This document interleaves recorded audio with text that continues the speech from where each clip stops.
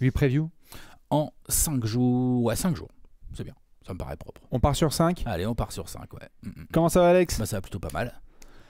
Et on espère que vous aussi. On enchaîne dans Petite ce série. grand marathon. Oui, monsieur. Toute petite série. 0 en jeu. Voilà, c'est ça, exactement. Nuggets. Il n'y a pas du tout de revanche. Lakers. Non. Rien. Non, rien. 0 scénario. Tranquille. Pas de dynamique. Ouais, rien. Débrouillez-vous, on se retrouve dans les Ouais. commentaires. Non, évidemment, on s'installe tranquillou bilou en espérant que vous allez bien. On enchaîne le marathon des 8 prévus en 5 jours, semaine de play-off. Si vous n'avez toujours pas checké, il y a un apéro, que dis-je, un free flow science-fiction de 7h30. 7h30, Qui reprend à ouais, peu 3h11 minutes. Voilà, exactement. Simon était chaud. Est-ce que tu es encore en vie au niveau de ton bracket? Comment ça se passe? Bah, en fait, non. Mais, Toi aussi, toi aussi. Non, parce que moi, je pensais que les Warriors allaient faire mieux. Ah. Je les ai survus, là. Ils m'ont déçu, moi, dans Ah. le match de play-in. Les Lakers, je les avais, moi. Oui. Moi, le Nuggets Lakers, je l'avais. Tu l'avais annoncé. Alors qu'il me semble que vous J'ai étiez les plus sur un Pels. Ouais, avec ouais, Simon. ouais. Mais ça, j'avais. Tu vois, voilà. Et à l'Est, ça va? À l'Est, nickel, impeccable. J'avais dit Knicks Heat, on va voir Knicks Sixers. À peu de choses près, quoi. On est bien, quoi. On Ouais. est tous dans la sauce. Et c'est ça, l'aventure du bracket contest, évidemment. Maintenant que c'est terminé, on espère que vous êtes encore en vie. Ce qui est sûr et certain, c'est qu'on vous laisse checker les premières previews qui sont tombées sur la chaîne. Mavs Clippers, Bucks Pacers, Cavs Magic, Cavs Magic, un petit Wolves Wolves Suns. Suns. Et en parlant de Wolves Suns et de Cavs Magic, eh bien, Nuggets Lakers, le Game Grand 1 Rex. sera ce samedi. Ce ne sera pas au Grand Rex, le Game 1 de Nuggets pardon. Lakers. Oui. Non, mais c'est je vrai crois qu'on... que Cavs Magic, c'est Wolves Suns. Tout à c'est fait. Grand Rex. On sera au Grand Rex, tout à fait, Samedi. pour vivre ça tous ensemble ce samedi. Et ensuite, eh bien, quand chacun sera rentré dans ses pénates, Mhm. on aura quand même des retrouvailles. C'est des retrouvailles, Alex. entre Ah Nuggets et ouais, c'est des retrouvailles. Et puis, bah, on va en parler au moment des dynamiques. Mais il me semble qu'il y a une équipe qui a un ascendant psychologique sur l'autre. Il me semble. Hein. Après, je suis pas expert en ascendant psychologique. Mais Il y a j'ai du jaune dans son logo. Ouais. J'ai l'impression que oui. Enfin, c'est une série, il y a pas mal de jaunes. Hein. Ah oui, oui, oui. Mais oui, voilà. Donc, retrouvailles, c'était une finale de conf l'année dernière. Oui. Ça s'est passé comme ça s'est passé. Rapide. Hein, voilà, vite. Ça a été rapide. Et non, franchement, Nikola Jokic, Jamal Murray et tous leurs poteaux d'un côté, Anthony Davis, LeBron James et tous leurs poteaux de l'autre côté, On va se régaler. Darvin Ham front contre front avec Mike Malone. Voilà, on va se régaler. Ah là là, et on en parlera justement, vous le savez, après la dynamique des deux équipes, où on fera le point sur ce qui s'est passé dans ce finish pour les Nuggets et Lakers. On ira dans le bureau de Damien Jambon. De Damien Jambon et de Michel Malin. Mike Malone et Darvin Ham qui auront le droit à une petite visite de la part d'Alexinator et Bibi dans le point tactico-technique. Ouais. Hashtag Dédèche pour parler notamment d'un aspect très spécifique au terrain, voir un petit peu quels peuvent être les éléments qu'on a pu voir l'année dernière et qui nous intéressent. un angle tactique qui, selon nous, peut être un tournant de la série s'il est bien ou mal maîtrisé. Eh oui, Ça dépend de quel point de vue on va se placer. exactement. Donc on fera de l'expertise avec un H majuscule. On sait qu'ensuite on sortira la jumelle pour faire un point sur un joueur. Ouais, joueur à suivre. Quel est le joueur qui, à notre avis, que ce soit d'un côté du terrain ou des deux, va faire pencher la série, au-delà même de l'aspect tactique. L'aspect un peu facteur X, quoi. Mhm. Hein, Mhm. on va suivre tout ça et puis après on finit avec l'annonce de l'avenir. Le pronostico. Tranquille, calme. Une petite cote, un petit score de série. Et Y voilà. aura-t-il encore une fois 4-0 ou pas?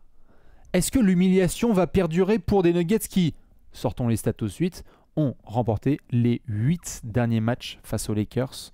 Saison 8 derniers régulière matchs, ou les playoff Lakers, confondu. depuis le 16 décembre 2022.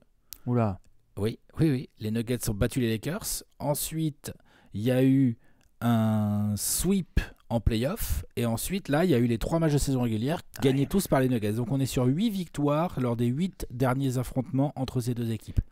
Ça pique. C'est ce qu'on appelle en effet, comme a dit Alex, un ascendant psychologique. Quand même. Hein, un peu C'est-à-dire que les plus. Nuggets, ils voient les Lakers arriver, ils font « Ah, yes, c'est l'heure de se mettre à table. » Et j'irai même, tout à fait, j'irai même plus loin. Certains ont vu, on va en parler tout de suite dans la dynamique, certains ont vu le jeu de classement de fin de saison et des fans des Nuggets ont fait non, envoie les Lakers. Ouais. Allez-y, on veut pas les Pels. Envoyez LeBron. Mais ce qui est intéressant, c'est que côté Lakers, ils ont fait que de remonter sur la fin de saison. Ils étaient plutôt 9e, ils sont passés 8e et là ils ont gratté la 7e place en allant gagner à la Nouvelle-Orléans dans un match pas évident et tout. Ouais. Et derrière ça a dit non mais nous on a envie d'aller réaffronter les Nuggets. J'aime assez bien le côté Nuggets qui sont là genre yeah, envoyez les Lakers et le côté Lakers qui sont là non, on veut briser la sale série quoi. Tout à fait, we want all the smoke comme a dit Darvin Ham après le match. On y va, s'il faut faire des grandes choses, faut passer par le champion en titre.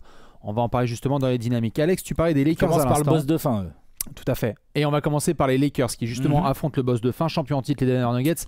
Lakers de Los Angeles qui nous ont fait une saison évidemment avec des hauts, des bas, avec des performances parfois intéressantes et puis des moments où on s'est dit est-ce que ça va aller en playoff. On avait fait un apéro même course de fin de saison en se demandant où les Lakers allaient finir. Tout à fait. Ce qui est assez fou, c'est qu'ils ont quand même 47 victoires à la fin. Ouais. C'est pas rien quoi. Ouais. Donc avec 47 victoires, ils ont fini 8e, ils se sont qualifiés pour le play-in qui leur a permis de gratter une petite place. C'est pour ça qu'ils sont en tant que seed 7, ils jouent le seed 2 que sont les Nuggets. Tout à fait. Toute la saison, si tu prends les ratings globaux, t'es sur une équipe average, les Lakers, average en attaque, average en défense. C'est ça.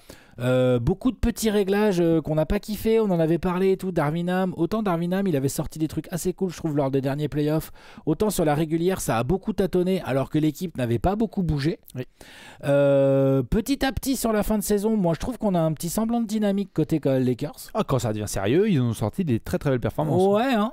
Anthony Davis, sérieux, j'aime bien ce que la paire D'Angelo Russell Austin Reeves a essayé de proposer là depuis le All-Star Game. Ouais. Grosse saison de D'Lo et depuis le All-Star Game, tu sens qu'il y a de la concentration. LeBron rajeuni. Encore. Il est encore là, en tout cas, il est encore là et c'est encore un gros danger. Et il est clair que les Nuggets sont déjà en train de réfléchir à ce qu'ils vont faire et ce qu'ils vont refaire comme l'année dernière où ils avaient beaucoup envoyé Aaron Gordon dessus, notamment, ou des choses comme ça, tu vois. À voir, ça on va en reparler peut-être dans les points tacticaux. Tout à fait. Mais ouais, non, les Lakers, la dynamique n'est pas mauvaise. Ils sont plutôt en sortie d'une saison régulière un peu avec des hauts et des bas, mais comme je disais, 47 victoires à la fin, plus tu vas au play-in, tu gagnes à la Nouvelle-Orléans et t'assumes le fait d'aller chercher Denver sans l'avantage du terrain.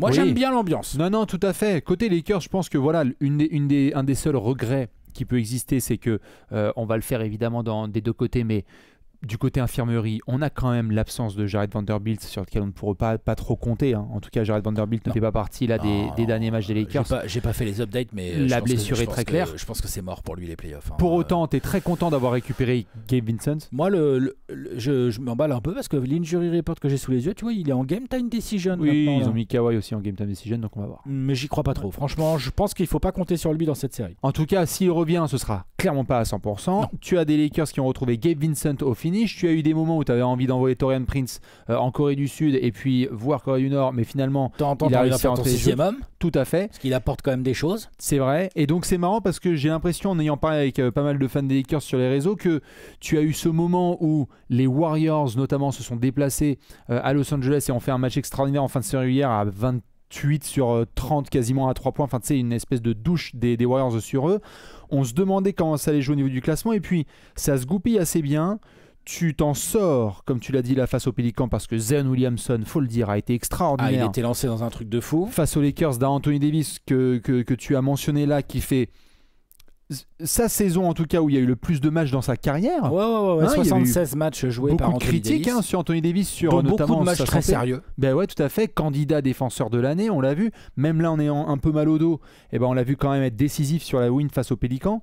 Donc oui, ce groupe-là se retrouve devant un challenge qui peut faire peur à certains, qui est celui de Denver, mais voilà, Darvin Ham s'est exprimé, il a dit nos joueurs sont confiants, s'il faut passer par quelqu'un, ce sera sur le corps des champions en titre. Et ce qui est bien pour les Lakers, et je pense que ça faisait partie du fait qu'ils ne voulaient pas faire de calcul, c'est qu'en fait, au moment où on fait cette preview, nous les Lakers, ça fait déjà 2 jours qu'ils sont qualifiés. Ils sont qualifiés dans la nuit de mardi à mercredi. Ce qui fait qu'ils vont avoir 4 vraies journées de repos pour...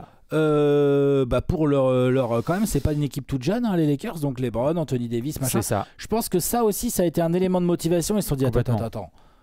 Franchement, on va aller, tant pis, on va aller jouer les Nuggets. on va essayer de les regarder droit dans les yeux, mais au moins, on va arriver avec plusieurs jours de repos. Ouais, tout à fait. Je vous montre juste ici le calendrier de fin de saison des Lakers où, comme on le disait, la dynamique est bonne. Hein, si vous regardez depuis le 19 mars, il y a pas mal de victoires. Il n'y a que 3 défaites. C'est face aux Wolves, face aux Warriors avec cette douche de 3 points dont je parlais. Pacers, non? Et Ouais, puis Pacers. à Indiana, exactement. Mais sinon, pour le reste, on a des joueurs qui ont été très très Pas bons. beaucoup de très gros matchs. Non, On mais va pas se mentir. il faut faire le travail, notamment Rui Hachimura aussi, qui a été dans une excellente dynamique sur la fin de saison. Donc, tu as un groupe, de la continuité, tu vas recroiser ces Nuggets-là. Tu as de l'expérience. Et tu as de l'expérience, évidemment. Tu as 2 joueurs all-time. Tu as des arguments. Après, en face, la dynamique est pas trop dégueu, où je dis des bêtises. On va parler de nos amis les Nuggets. Ce que dis donc. Ou Denver, tout à fait, s'était ramené, on en avait parlé dans un apéro notamment autour du All-Star Break, s'était ramené un peu en traînant au All-Star Break. Il y avait eu un coup de gueule de la part de Nikola Jokic dans l'effectif en disant les gars, on est champion en titre, on le sait. Si on accélère là sur le mois de mars, on sait qu'on sera en position idéale pour tenter le back-to-back. Les Nuggets de mars ont été extraordinaires. Extraordinaire.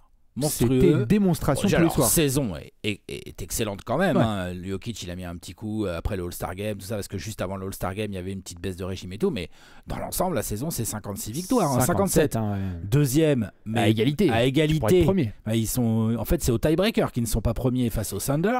Donc, non. Saison extrêmement sérieuse. Jokic, gros candidat MVP encore. Pour certains, pour beaucoup même, il est le MVP. Ah, il y a moyen qu'il y ait une petite cérémonie à Denver. 26 prochainement. points, 12 rebonds, 9 passes. Je parle pas des pourcentages au tir parce que cette vidéo est, sinon elle va être obligée d'être interdite aux moins de 18 ans. Déjà qu'elle l'est. Voilà. Ça joue vraiment bien. Le 5 majeur est pour moi le meilleur de la ligue. Le plus expérimenté, le plus complémentaire. Les mecs connaissent tous leur rôle et tout. Surtout quand Jamal Murray monte bien en puissance, là, comme il a montré récemment. Alors, moi, j'aime assez bien. Ouais. Et le banc, on avait dit oui, ils ont perdu Jeff Green, ils ont perdu Bruce Brown, c'est vrai, mais mine de rien, Christian Brown, le jeune Peyton Watson également, où tu peux avoir qu'est-ce que t'as d'autre sur le banc, t'as Reggie Jackson, tout à fait, Reggie Jackson. Puis après les mecs, on verra cela, le rôle qu'ils auront en playoff, mais les Justin Holiday, les Nagy, les Strausser, on verra. Un peu plus dubitatif là-dessus. Ouais, moi on aussi. verra. Pour moi, il y a un 8 Ouais. qui est le 5 majeur, plus Reggie Jackson, Christian Brown et Peyton Watson. Oui. Et ça, déjà, c'est la base, c'est le noyau de Mike Malone. Et je l'ai déjà dit en vidéo, c'est un noyau que j'ai du mal à imaginer. Je vois pas trop qui, et peut-être que les Lakers vont me faire mentir dès le premier tour, mais je ne vois pas trop qui va leur en prendre 4 sur une série. C'est ça qui est Chaud. compliqué pour beaucoup Très, de très gens dans la concurrence tout à fait NBA, c'est compliqué. Ils sont favoris. On a vu début mars des déclarations publiques, notamment Kentavious Caldwell-Pope qui disait il nous faut et on le souhaite ce premier site de la conférence Ouest. Il y a eu les actes qui ont suivi les paroles. Tu parlais de tiebreaker. Pour moi, il a un nom ce tiebreaker. Malheureusement, il s'appelle Devonte Graham. On a quand même ce match loupé extraordinairement par les Nuggets à San Antonio. On est au finish. Je vous montre le calendrier là des Nuggets. On a le dernier match de Wemby en saison rookie, défaite 121-120 sur un Défaite chelou. un runner un peu au buzzer comme ça de Devonte Graham. Et donc Denver qu'on voyait caracoler en tête, on a même fait une vidéo, on s'est dit bon bah Denver en 1 et je crois qu'on avait mis après OKC et Minnesota un peu dans ce rôle de 1-2-3. C'est le petit bémol de la fin de saison C'est de le petit, Denver, voilà. c'est que là où en première partie de saison ils étaient un petit peu, ils avaient l'air un peu moins confiants. Par contre ils ont pété la bouche à pas mal de grosses équipes. Ah, je te confirme. Là sur la fin de saison, quand tu vois là on le voit, hein, remets l'écran là que tu mettais à l'écran. Voilà, on voit bien. Hein, défaite Dallas, Phoenix, Minnesota, Los Angeles Clippers. Voilà les défaites. Et San Antonio. Mais je veux dire, tu vois, face à plusieurs gros, entre guillemets, Non, hein, bien sûr. mais plusieurs clients, notamment de l'Ouest, les Clippers, tu perds. Les Mavs, t'as perdu Ah, là je comprends. en mars. Et puis il y a Suns Wolves. Donc, limite. La série est excellente, la dynamique est bonne, mais c'est marrant parce qu'on a vu des équipes un peu qui les ont pris au sérieux puis qui les ont tapés un peu. Ouais, Bon, bien voilà. sûr. Des absences aussi, hein. C'était des matchs où ils n'étaient pas forcément complets, où C'est on vrai. sait que c'était la Jokic Mania, on n'avait pas Jamal Murray pour être là, parce que quand les deux ils sont sur le parquet, Bien sûr. c'est une symphonie absolue. Mais Denver, on en parlait en fait, j'ai envie de dire Alex, en octobre dernier, j'allais dire septembre, mais la preview des Nuggets c'est plutôt en octobre je crois. Mhm. On en parlait avec eux, on voulait qu'ils soient au 15 avril à 100% bien classés. On y est. On y est, la quête du back-to-back est là. Et il faudra passer par un de leurs amuse-bouches favoris, parce que moi j'aime bien quand même, on a pu en discuter avec des copains pareils des Nuggets sur les réseaux sociaux. Il y a quand même un petit peu de trash talking, mine de rien, dans cette série. Oui. Qu'on me le dise ou non, ou qu'on me dise ouais, non, c'est que ça vient que d'un côté. Moi, je ne pense pas. Je pense que ça vient de chaque côté. De Mike Malone aussi d'un côté, comme il avait fait, de gens qui sont au sein de la franchise ou des commentateurs. Et côté Lakers aussi, ça aime pas trop comment ça parle côté Denver. Bah non, c'est évident. Donc il y a moyen aussi que ce soit une série chaude, quoi. Une série chaude, deux équipes qui... Parce qu'on a parlé de les Lakers qui ont beaucoup d'expérience, mais ça y est, les Nuggets, ça commence à avoir du joueur bien expérimenté aussi. Kentavious Caldwell-Pope, il en a vu d'autres. Jokic et Murray, il commence à avoir une sérieuse expérience. Même le jeune Michael Porter Jr., bah en fait, il était là déjà l'année dernière, il a vécu un run de playoff moins bon. Enfin, tu vois, genre, il a déjà vécu des trucs, quoi. Donc, Reggie Jackson a vécu des trucs également. Donc, t'as pas mal de joueurs dans l'effectif des Nuggets qui rigolent plus du tout en termes d'expérience. Tout à fait. Donc là, il y a une belle bataille. Ah ouais, très très très clair. Grosse bataille à venir.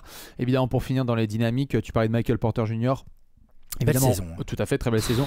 On verra, et d'ailleurs niveau santé, très très grosse saison après tous les soucis au dos. Et puis au tir et tout, c'est une vraie arme. On verra notamment comment est-ce qu'il se situe au niveau psychologique, parce que si vous n'avez pas suivi évidemment l'actualité, on a vu ce qui s'est passé avec le frérot John Tay Porter, qui est dans la sauce, et donc forcément on sait qu'il va y avoir quelques micros qui vont être posés aux côtés de Michael Porter Jr. Mais ça, il peut avoir de l'extra sportif qui viennent l'embrouiller un peu, c'est sûr, il faudra qu'il assume. Exactement, et ça ne nous empêchera pas d'aller dans des bureaux. Ouais, les bureaux des coachs. Bureau de droite, bureau de gauche, on va aller dans le bureau de Darvin Ham et de Mike Malone. Dans cette partie tactico-technique, c'est très simple. On se pose évidemment avec Dedesh et on va regarder un aspect de cette série qui nous intéresse. Là, l'avantage, Alex, c'est que par rapport à Bucks Pacers, bon, Mavs Clippers, on aurait pu, mais Bucks Pacers, Wolves Suns et Cavs Magic, on était en découverte de ce terrain. Là, je sais pas ce que tu as noté toi et je vais te lancer, mais Nuggets Lakers, on a déjà vu ce qui a pu se passer. On a déjà vu. Et la grosse question de cette preview, c'est bon, les Lakers, c'est bien, ils ont envie d'une revanche. Est-ce qu'ils en ont vraiment les moyens ? Intrinsèquement, ils ont plein de joueurs qui peuvent faire chier les Denver Nuggets. Maintenant, quelle est la formule ? Qu'est-ce qu'ils doivent faire ? Quelles sont les choses qui doivent changer par rapport au final de conf, notamment où ils ont pris un sweep l'année dernière, bien sûr, où il y a eu 2 matchs pas trop serrés et 2 matchs serrés sur lesquels ils peuvent avoir des regrets. C'est ça.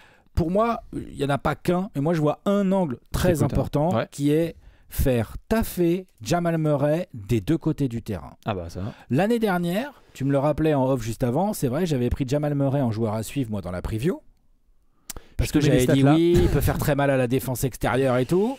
32,5 points, 6 rebonds, 5 passes, quasiment 3 interceptions, 53% au tir, 40% à 3 points. Je te mets sa série. Les Lakers ne pourront pas gagner cette série si Jamal Murray se balade à ce point-là. Ce n'est pas possible. Le type est ultra talentueux, attention. Je dis pas qu'il faut le tenir à 12 points par match. Je ne crois pas du tout ça. Mais peut-être qu'il y a un juste milieu et peut-être que le mec, tu peux éviter que ça soit Michael Jordan. Ce serait bien. Tu vois, ça serait quand même... Ils se sont vraiment fait démonter par Jamal dernière. Il leur a fait trop mal. Donc, il y a 2 choses à faire. Déjà, il y a une réflexion défensive autour du dribble and off et du pick and roll et de tout ce qui se passe, le pick and pop, tout ce qui se passe entre Jokic et Murray. Alors, c'est pas simple, parce que tu vas pas laisser Jokic tout seul. On est d'accord. Je dis pas que c'est simple, mais il y a une réflexion. Est-ce qu'il faut pas travailler des line-up et envoyer des mecs un peu longs devant Jamal Murray? Je pensais à Taurean Prince. Est-ce qu'il faut pas demander à voilà des... Même si c'est pas sa spécialité, mais tu vois, genre le peu de minutes qu'il va avoir, il va en avoir un peu, je pense, Dinwiddie, tu vois. Dinwiddie, c'est pas un grand défenseur. Ou Gabe pour aller courir derrière les écrans et tout. Voilà, mais Gabe Vincent, il est à 100% là, faut voir. En tout cas, il a bien fini la saison. Il a bien fini la saison, ça peut être intéressant. Ou il va falloir y aller, et à un moment donné, c'est clair, c'est Reeves et D'Angelo Russell, les 2 titulaires dans le backcourt a priori des Lakers, qui n'ont pas, à mon sens, les vrais moyens défensifs, ni la mentalité, ni l'habitude pour vraiment faire chier Jamal Murray de ce côté-là. Donc ça va de ce côté-là, côté défensif. Donc ça va être un travail collectif. Par contre, de l'autre côté, obligatoire. Tous les Lakers doivent avoir en tête que s'il y a une opportunité de faire taffer Jamal Murray défensivement, il faut le faire sinon c'est une thalassothérapie. S'il est dans une mismatch, faut le faire taffer. Si Austin Reeves a l'occasion, essaye, vas-y, drive, j'en sais rien, je m'en fous. D'Angelo Russell, même chose pour lui et tout. C'est obligatoire, c'est pas l'unique point qui va permettre aux Lakers de mieux tenir que l'année dernière, mais c'en est un très important, puisque, je veux dire, Jokic, même l'année dernière, Anthony Davis fait une série. T'as les stats d'Anthony Oui, bien Davis sûr, bien sûr, l'année non, dernière, mais genre, il fait dit, 26-15, non? Il a 27 points et 14 rebonds avec 3 contre. Et LeBron, il est en triple-double ou quasi. Tout à fait. Donc, pas de problème. Ils sont là, ils se battent dans le front de courte, ils ont des gros clients en face, et je pense pas qu'ils vont tellement. Je sais pas s'il y a tellement. Anthony Davis peut faire les matchs défensifs de sa vie. Si ça se trouve, bah en fait, de l'autre côté, il va faire chier un peu Jokic, mais Jokic va aussi. Tu vois, donc en gros, là. Je sais pas si c'est là où il y a vraiment beaucoup de marge. Après, ils peuvent me surprendre. Hein. Ça se trouve, c'est sur Jokic qu'ils vont bosser. Moi, je vois plus le truc sur Jamal Murray qui me paraît plus attaquable, qui va obliger Kentavious Caldwell-Pope et Aaron Gordon à venir boucher des trous qu'ils n'ont pas forcément envie de boucher. Ouais. C'est là qu'il faut appuyer. Si tu peux faire en sorte que Jamal Murray en chie un peu plus que ce qui s'est passé lors de la finale de conf l'année dernière, c'est tout bénef pour toi en tant que Lakers. Et à mon avis, Darvin Ham et son staff ont bien ça en tête. C'est obligé. Si c'est pas le cas, je veux dire, si ça repart là avec Jamal Murray à 30 points par match, qu'est-ce que tu veux battre les Nuggets quand Jamal Murray est à 30 points par match? On est à chaque fois, t'as raison, on est à chaque fois en début de troisième quart-temps là, quand on sort du vestiaire et Jamal Murray commence à post-up, vous le connaissez là, côté gauche. Il se balade à se balader, post-up, côté gauche, il commence à rentrer des runners ou des fade-away avec la planche, ça commence à provoquer des fautes. Quand il se balade comme ça, de toute façon, la règle elle est simple. Hein. Denver avec Jokic, c'est une équipe élite. Denver avec Jokic et Jamal Murray, c'est la meilleure équipe, exactement. C'est le champion en titre. Ouais, tout à fait. Et donc, quand tu parlais tout à l'heure de certaines défaites de Denver récentes, ce sont des situations dans lesquelles Denver n'a pas Jamal Murray, et donc ce sont des nuggets un peu plus humains, un peu plus visibles. Ou quand ils l'ont, tu as des équipes qui ont trouvé des angles pour le faire bosser plus. Forcément, si le type bosse plus en défense et qu'il y a plus de pression sur lui, il peut peut-être rater un peu plus de tirs en attaque aussi. Tu vois, tout est lié dans un match. Hein. Ça va aussi beaucoup dépendre en effet de la façon dont Darvin Ham décide de constituer ses line-up, parce que l'année dernière, on en reviendra après je pense dans une autre section, mais il y a des joueurs qui étaient annoncés titulaires et très très vite on s'est rendu compte qu'ils ne pouvaient pas rester sur le terrain. Non, c'est vrai. Donc peut-être aussi que là il va y avoir des modifications, soit dans les discours avec ces joueurs dont on parle, soit des nouveaux, parce que leur profil, comme tu l'as dit, va être un peu plus compatible sur de la défense de garçon comme ça. Mais qui, quoi? Tu vas pas commencer à envoyer LeBron sur Jamal Murray, ça suffit, oui. Non. Rui, non. Peut-être LeBron. Non. Franchement. Pourquoi pas Moi j'envoie LeBron. Si LeBron il a envie de prendre ce genre de responsabilité à son âge et qu'il est encore capable d'assurer en attaque quand même, pourquoi pas, vas-y mon grand. Mais c'est beaucoup demandé, il a besoin d'aide de coéquipiers. Anthony Davis c'est pareil, parce qu'Anthony Davis on dit oui les aides et tout, mec il doit déjà se fader Niko Jokic quoi à un moment donné. Et sachant que t'as pas Vanderbilt à pouvoir potentiellement envoyer sur un comme ça pour que AD fasse le Rui Hachimura et Taurean Prince vont devoir prendre le taf défensif un peu polyvalent de Vanderbilt. Il n'y a pas le choix. Il n'y a pas le choix. Ouais, mais cette phrase elle est pas belle mais elle existe, elle est réelle. Il n'y a pas le choix. Donc voilà, moi faire bosser Jamal Murray des deux côtés du terrain, pour moi ça doit être une priorité, une des 2-3 priorités tactiques des Lakers. On le disait là tout à l'heure et je suis choqué, donc je le redis encore une fois pour les gens du fond qui n'ont pas entendu, 32,5 points, 6,3 rebonds, 5,3 passes et 3 interceptions de moyenne à 53% au tir, 41% à 3 points et 95% au lancer. Non, c'est pas possible. Ça, c'est Jamal Murray la dernière face aux Lakers. Et les lancers, il en a eu beaucoup. Je vois, il en a eu 20 en 4 matchs. Donc c'est 5 par match, c'est pas mal. Ah non, c'est bien. Non. Tu peux pas. T'as quoi? Je vais focus sur la troisième lame. La troisième lame. Mais qu'est-ce que c'est que la troisième lame? Eh bien évidemment la troisième lame, quand on regarde de chaque côté, on a surtout des visuels qui sont faits avec les grosses têtes, c'est-à-dire Jamal Murray et Nikola Jokic d'un côté, et puis LeBron et Anthony Davis de l'autre. On sait que leur production elle va être là, à moins d'une blessure ou à moins qu'il se passe un truc extraordinaire. Même quand on les défend bien, ils produisent. Voilà, alors peut-être qu'il y en a un qui va produire un peu plus que l'autre, mais l'autre va égaler, et donc je pense que le quatuor va s'équilibrer. Qui est le 5e meilleur joueur de la série? Qui est ce joueur qui fait la différence? Ce qui est intéressant, c'est que l'année dernière, on a un garçon qui a fait une série plutôt correcte, c'est Austin Reeves. Je remets par exemple les chiffres sur les yeux. Il a fait sa série. Austin Reeves, il est à 21 points et 5 passes de moyenne sur la série, avec des pourcentages tout à fait corrects. Donc, dans cette série entre les Lakers et les Nuggets, Austin Reeves était ce joueur-là. Pas une saison hyper facile pour Austin, qui n'est plus autant, qui parfois a été aussi responsabilisé en sortie de banc, qui parfois a eu des responsabilités aussi en tant que titulaire, et donc on a vu D'Angelo Russell trouver un petit peu plus de responsabilités, mais donc est-ce que ça va être lui le 3e meilleur joueur des Lakers? Est-ce que c'est Aaron Gordon? Alors, est-ce que côté Lakers, ça va être un Austin Reeves ou un D'Angelo Russell? Il faut que ce soit un des deux du backcourt.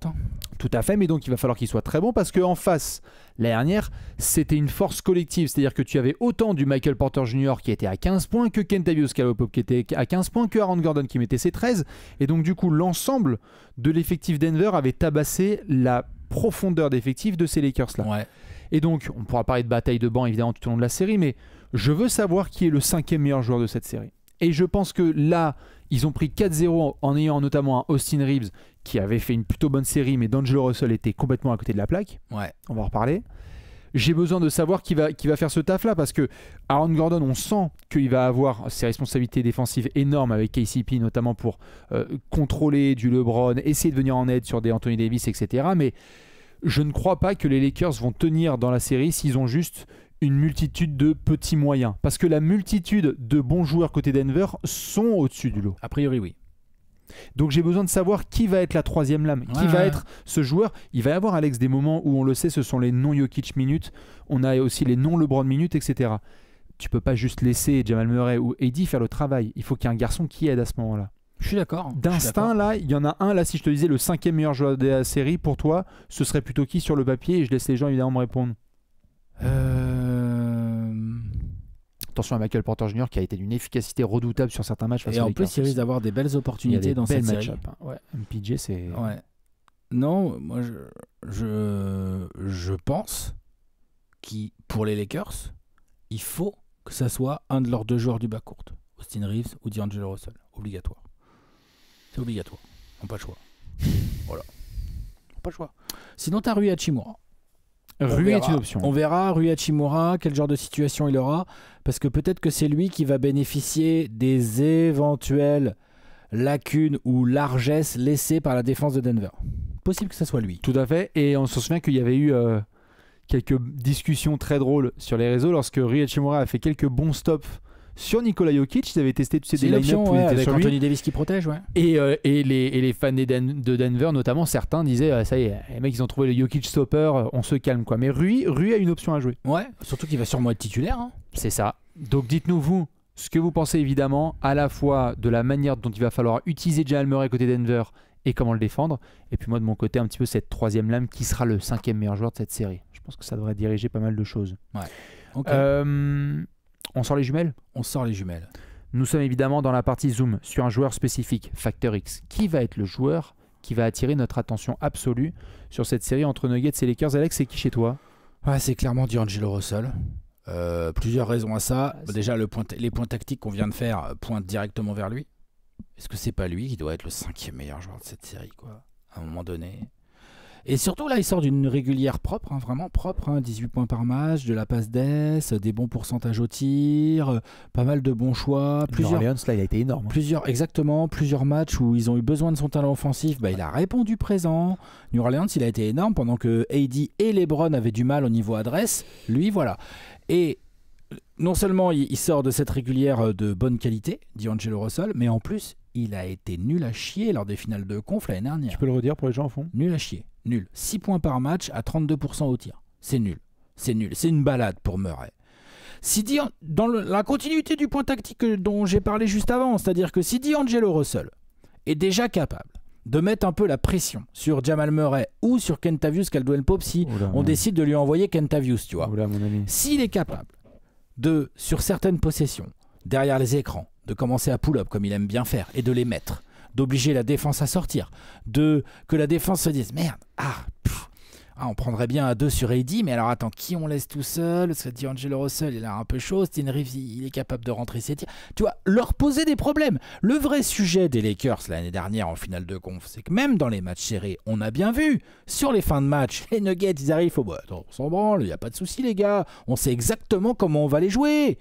Et on n'a pas peur, parce qu'en fait, il manque ce 3e talent. Et j'aime bien Austin Reeves, il est capable de faire des bonnes choses et tout. Il a fait une super série contre les Nuggets l'année dernière. Mais ce qui a tué les Lakers, c'est la série dégueulasse de D'Angelo Russell. Notamment, pas que, hein. Ouais, notamment, pas que, mais vraiment. Et donc, là, en régulière, 18 points par match, 6 passes, avec 41% de ses 3 points qui rentrent. S'il peut être dans ce genre de range, magnifique.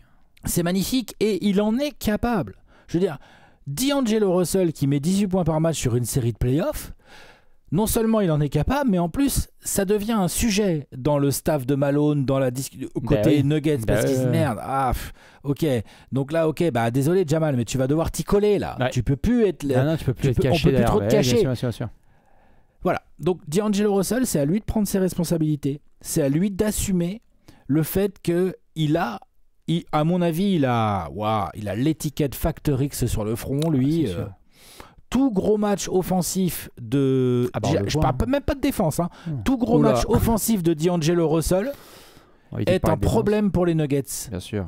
Clairement. On va éviter de parler de défense, parce que c'est pas là, très clairement. Je pense que d'ailleurs Denver, aussi intelligent qu'il soit, ils le savent, la meilleure manière de le faire disparaître de cette série, c'est de le faire travailler de l'autre côté. Oui, bien sûr. Donc beaucoup aussi de setup vont être mis en place pour essayer d'attaquer sur lui. À lui d'assumer. Ah oui, tout à fait. Mais je remettais là, évidemment, sous les yeux, pour ceux qui se souviennent, je crois que c'était l'opening de cette saison NBA 23-24 avec la remise des bagues, avec un Denver Lakers remporté par Denver à la maison. D'Angelo Russell, 4 sur 12 au tir, 11 points seulement, ça n'allait pas du tout. Et on a eu plusieurs performances comme ça où forcément ça va pas pour lui. Et quand ça va pas, du coup, tu as un sentiment, en effet, de LeBron et AD seul au monde, quoi. Ouais. Et lui, il est capable, en talent pur, sur des séquences, en talent pur, il peut rivaliser avec l'arrière-garde des Nuggets sans problème. Vraiment, il peut. Il peut faire les bonnes passes qu'il faut, créer des différences, prendre les tirs, venir à mi-distance. Il est en mismatch parce qu'il y a Michael Porter Jr. sur le terrain. Vas-y, joue-le. Il va falloir être bien mieux. Ou Jokic qui sort un peu loin. Joue-le, Jokic. Je dis pas que c'est facile. Mais tout à fait, joue-le. Et puis tu n'as plus la même percussion que par exemple Dennis Schroeder ou Lenny Walker pouvaient apporter dans des propres registres de pénétration. Là, on a plus des garçons qui restent sur l'extérieur comme Taurean Prince. Là, c'est LeBron qui amène le côté percussion et Austin Reeves un petit peu. Attention, il va falloir rentrer ses shoots parce que s'il est dans une série où tu as les seuls éléments d'agressivité réels viennent notamment de LeBron, Hachimura et AD et que les autres peut-être aller un peu d'Austin Reeves évidemment, mais Austin Reeves il peut tout à fait. Ouais. Mais si tu as D'Lo par exemple qui reste vraiment sur l'extérieur, attention, il va falloir provoquer des fautes un peu à ta gauche. Il en prend combien D'Lo des lancers par match? C'est 1, non, 2 2,5, ouais. Bon, ce serait pas mal de passer à 3, 3,5 quoi. Ouais, un petit peu plus, je suis d'accord. Tout plein de petites choses qui passent par D'Lo, plein de petits détails qui font qu'il doit... de toute façon, il doit faire une série meilleure que la finale de conf l'an dernier, ça va être dur de faire moins bien, mais il doit faire vraiment quelque chose dans la continuité de sa régulière. Tout à fait. Ça, c'est à ce prix-là que déjà on pourra commencer à se dire ils sont moins sereins sur le backcourt déjà. Tu vois. C'est ça. Déjà, en face, les Nuggets. Je vais partir sur monsieur Peyton Watson. Gros coup de cœur, évidemment. Je sais plus si c'était un des Gérard, mais je pense que j'avais plus pris Strouser. Mais monsieur Peyton Watson, évidemment, qui fait partie des pépites du centre de formation de Denver, qui a montré avec Christian Brown, notamment des beaux progrès pour devenir un membre important du 7-8 important. Bonne saison. Hein. Très très bonne saison, encore avec des contres à tir larigot, du hustle, des rebonds défensifs. On va voir comment ils vont l'utiliser en playoff, mais c'est sûr, il va lui filer des minutes, Malone. De toute façon, il n'a pas trop le choix parce qu'en remplaçant un peu intérieur, il n'en a pas non plus 200. Exactement. On a vu que la rotation était un petit peu plus réduite à l'approche des playoffs et donc il en fait partie, Peyton Watson, avec Reggie Jackson, avec Cricri Brown et compagnie. Tu parlais de Justin Holiday notamment. La bataille des bancs va m'intéresser. J'hésitais à prendre Reggie Jackson, mais ce qui m'intéresse avec Peyton Watson, c'est que Denver a la possibilité de montrer vraiment à quel point ils sont physiquement et athlétiquement au-dessus. Oui. C'est-à-dire que LeBron est un athlète extraordinaire, AD évidemment aussi, Austin Reeves est capable, etc. Mais les Lakers ont un cran en dessous athlétiquement par rapport aux Nuggets, alors qu'il y a Jokic et Murray en tête de gondole. Hein. Mais Aaron Gordon, Peyton Watson, Cricri Brown, même des gars comme Michael Porter Jr., même Kentavious, évidemment. C'est un bon athlète. Hein. Peyton Watson représente ce genre de profil, avec toutes les interrogations qu'il y a autour de Jared Vanderbilt, pour être cette espèce d'élément qui vient mettre de la TNT dans les matchs et qui apporte de la protection d'arceau. Denver, pour moi, m'a montré certaines séquences de jeu avec Peyton Watson où l'objectif il est simple quand Jokic n'est pas sur le terrain. Peut-être qu'offensivement on va rester encore un cran en dessous parce que il y a plus Jokic, donc ça reste des non-Jokic minutes qui sont difficiles. Mais par contre on va prendre 0 panier dans la gueule. Et Peyton Watson est énorme à ça parce que c'est un super bon défenseur. Ces minutes-là où Peyton Watson sera sur le terrain avec ou sans les superstars et où ce sont les minutes un petit peu de mort de fin de Denver, je vais regarder parce que s'il lui fait le boulot, il va gagner en crédibilité, il va gagner en respect dans l'effectif, il va gagner en minutes importantes dans ce genre de série. Et puis c'est merveilleux pour lui. Tu affrontes LeBron, tu affrontes Anthony Davis, tu affrontes les Lakers. des millions de gens vont regarder cette série. C'est à Peyton Watson aussi de montrer que c'est pas juste un diamant brut qui peut être un bon défenseur switchable, mais plus que ça. Sur cette série, il peut avoir un rôle de facteur X énorme. J'espère qu'il va montrer tout son talent dans ce genre de série parce qu'il a toutes les possibilités entre ses mains. Et je pense que vraiment, il va par avoir des rapport à Vanderbilt, il va avoir des responsabilités. Hein. Il va avoir des responsabilités parce que je te dis, derrière Gordon Jokic, il est le premier remplaçant front de courte comme ça. Bah c'est ça. Et donc, bien sûr, il va jouer un peu small parfois, Mike Malone et tout, mais il a besoin de Peyton Watson. C'est ça, je pense pas qu'ils vont commencer à faire ressortir des DeAndre Jordan et d'autres garçons là, soudainement de la rotation. Surtout qu'on verra comment Darvin Ham va organiser tout ça, mais je pense que Darvin Ham, il va essayer d'exploiter, quand il y a Peyton Watson, peut-être gérer les minutes d'AD pour faire en sorte que AD puisse revenir sur le terrain au moment où Mike Malone met Peyton Watson sur le terrain, tu vois, ce genre de choses. Exactement. Et pour finir évidemment sur cette match-up, je regarde un petit peu de mon côté, c'est ça, hormis le Game 1 notamment du début de saison régulière sur lequel Peyton Watson n'avait pas trop joué.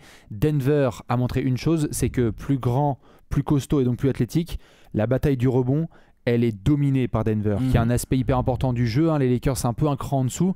Peyton Watson, dans les airs.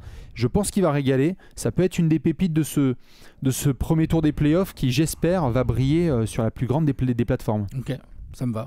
Peyton Watson. D'Angelo Russell pour Monsieur Alexinator. Et puis Watt pour Bibi. On va passer à la vraie partie. Pronostico, l'avenir. Tac, tout de suite la maintenant. section que les gens ont décidé de regarder avant même l'intro. Non, on rigole, on sait que vous regardez absolument tout. Ce qui est sûr, c'est qu'Alex, dans cette section, on fait des rappels. On fait des rappels. Hein. Faut pas miser l'argent que vous pouvez pas vous permettre de perdre, même si c'est pour miser sur les Denver Nuggets contre les Lakers. Même si c'est votre frère qui joue. Voilà, exactement. Putain. Eh oui, qu'est-ce que je te dise. Non, mais voilà. C'est encore un cas différent. Mais si vous jouez honnêtement, même si vous jouez honnêtement, faut pas jouer l'argent que vous pouvez pas vous permettre de perdre. Exactement. Et si vous êtes en contrat avec la NBA, s'il vous plaît, ne pronostiquez pas. Putain. Incroyable. Un jour, on en reparlera. Bref, oui. Alex, je vais montrer un bandeau sur lequel il y a ton pronostic, donc l'équipe qui va avancer, ta cote, et évidemment le score. Bien sûr. Tu nous expliques tout ça ? Vas-y. 3-1, c'est parti. 4-2 Nuggets, ouais. L'an dernier, les Lakers ont pris un sweep. Je pense que là, ils arrivent avec une détermination qui va leur permettre de gagner au moins un match. Moi, j'en ai mis 2. Sachant que la cote la plus probable, on verra si Bastien l'a choisi, mais c'est un 4-1 Nuggets. C'est-à-dire que là, moi, le 4-2 à 4,75 chez Parion Sport en ligne, c'est pas la cote la plus probable. La cote la plus probable, c'est 4-1 qui est à 3,40. Il y a une autre cote plus probable aussi, donc je vais pas tout spoiler Bastien. Sachez que si vous voulez miser sur les Lakers, ça commence à partir de 8. Hein, est-ce que tu as 4-0 Lakers, s'il te plaît ? 4-0 Lakers, il est à 35, la cote. Voilà, impeccable. Je vois les Nuggets passer. Ouais. Je respecte à fond les Lakers qui se posent pas de questions et qui on va jouer, on va prendre le repos, on va essayer de gagner à New Orleans et puis c'est pas grave, on va jouer les Nuggets parce qu'on a envie de les rejouer, on veut essayer de prendre notre revanche. Je respecte. Mais peuvent-ils vraiment rivaliser ? Est-ce que même avec un gros AD et un gros LeBron, est-ce qu'ils sont pas en dessous en fait ? Tout simplement en dessous comme beaucoup de gens, hein, être en dessous des Nuggets aujourd'hui, c'est pas une insulte, c'est juste un constat. Le Jokic-Murray est un duo qui, quand il est aussi peu gêné que ce qu'ont pu faire les Lakers en finale de conf l'année dernière, est absolument injouable. Donc, avantage Denver pour moi sur le duo de stars. LeBron et AD sont incroyables, mais je pense que Jokic-Murray, c'est au-dessus. Sur les role-players, je donne également un avantage Denver. Sur la bataille des coachs, je donne également un avantage Denver. Sur la bataille des coachs, moi, je suis d'accord. Non, mais attends, je suis d'accord, mais je le trouve pas si ouf. Non, pas si ouf. Je pense que Darvin Ham, il a montré qu'en playoff, il pouvait tenter des ajustements et des trucs qui peuvent faire chier Mike Malone. Sur la bataille des bancs, moi, je suis un peu kiff-kiff, finalement. Parce que... je me dis que oui, ils ont quand même rajeuni leur banc, donc ils ont des mecs performants, là, Christian Brown, Reggie Jackson et Peyton Watson, mais il y en a quand même un qui a jamais connu vraiment les playoffs, et les deux autres qui sont tous les deux des arrières. Je pense que sur le front de courte, avec des Taurean Prince, ou en fonction de comment ils gèrent, avec Rui, LeBron et tout, il y a quelque chose à faire côté Lakers, qui est pas inenvisageable, et qui peut venir de leur banc. Je vois un gros LeBron, clairement. Anthony Davis, j'espère qu'il a pas trop mal au dos. Bref, il y a des petites incertitudes quand même en plus, hein, il y a des petites incertitudes quand même mine de rien côté Lakers. Donc je mets 4-2 parce que par contre je pense que va y avoir une énergie et des choses qui peuvent faire tourner les petits détails en faveur des Lakers. Ça, j'y crois. Mais je les vois pas passer. Nuggets, 4-2. 4-2 pour Alex. Ouais, ça me paraît bien. T'as mis quoi, toi? Ah bah voilà. Ok, 4-2. 4-2 Nuggets. T'as été extrêmement complet. Évidemment, quelques éléments que je peux ajouter. On vous ressortira les stats dans quelques jours du nombre de personnes qui ont annoncé notamment le back-to-back des Nuggets. Hein, Denver qui va champion, Alex. Est-ce qu'il y a vraiment des gens qui disent Lakers qui passent là déjà sur ce premier tour? Tu vois, je te confirme qu'il y en a dans le bracket. Hein, mais il doit pas y en avoir beaucoup aussi. Il y en a pas mal. Il y en a? Ouais, mais ça après c'est les fans. D'accord. Non, par contre par rapport à ce que j'allais dire, c'est que Alex et Simon, dans le Free Flow Science-Fiction, vous avez dit notamment, spoiler, les Nuggets champions, back-to-back. Beaucoup de gens voient les Nuggets faire le doublé. Bon, en tout cas, je les vois plutôt en finale NBA et on va voir après s'ils font le doublé, c'est tout à fait possible. Mais ça démarre par le round 1. Ouais. J'en ai mis 2, pareil, par politesse. Excusez-moi, ça se trouve ça sera séquencé parce que Denver sera éliminé au premier tour, mais je parle bien de politesse parce que Denver est meilleur sur la plupart des aspects du jeu. Comme tu as parlé là, à la fois de duo, à la fois de sidekick, à la fois du banc. Là, moi-même, je parlais de bataille des coachs. Moi, je suis un peu plus ferme là-dessus. Je pense que Mike Malone, vraiment, ça y est, il a rodé totalement son effectif et il sait sur quel bouton appuyer. Et parfois, Darvin Ham, on est là, genre, oulala. Et beaucoup de fans des Lakers se sont plaints sur la saison, évidemment, de Darvin Ham à bien des moments. Donc, en fait, il y a le sentiment un peu que les Lakers, malgré leurs stars, sont un peu dans la poche des Nuggets. En tout cas, c'est ce que l'histoire récente clairement nous montre.